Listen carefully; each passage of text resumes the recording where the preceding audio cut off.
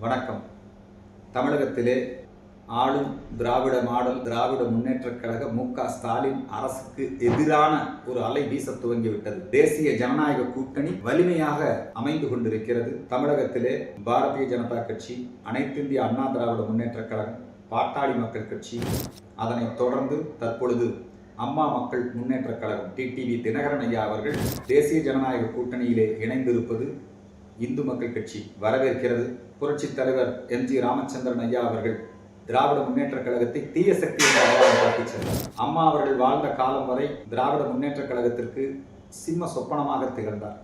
அதனுடைய குடும்ப ஆட்சிக்கு இப்பொழுது அம்மா வழியில், எம்ஜிஆர் வழியில் அம்மா மக்கள் முன்னேற்றக் கழகத்தை துவக்கி நடத்தி கொண்டிருக்கக்கூடிய டிடிவி தினகரன் ஐயா அவர்கள் திராவிட முன்னேற்றக் கழகத்தினுடைய ஆட்சியை, இந்த லஞ்ச ஊழல், சட்டம் ஒழுங்கு சீர்குலைவு, போதைப் பொருள், இந்த மோசமான ஆட்சியை, பெண்களுக்கு எதிரான இந்த ஆட்சியை வீழ்த்துவதற்காக அவர் தேசிய ஜனநாயக கூட்டணியிலே தன்னை இணைத்துக் கொண்டிருக்கிறார்.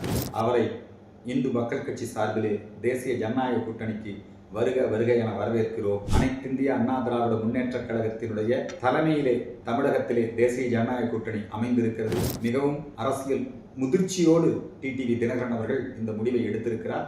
அவருக்கு எங்களுடைய மனமார்ந்த பாராட்டுக்களையும் வாழ்த்துக்களையும் வரவேற்பையும் தெரிவித்துக் கொள்கிறோம்.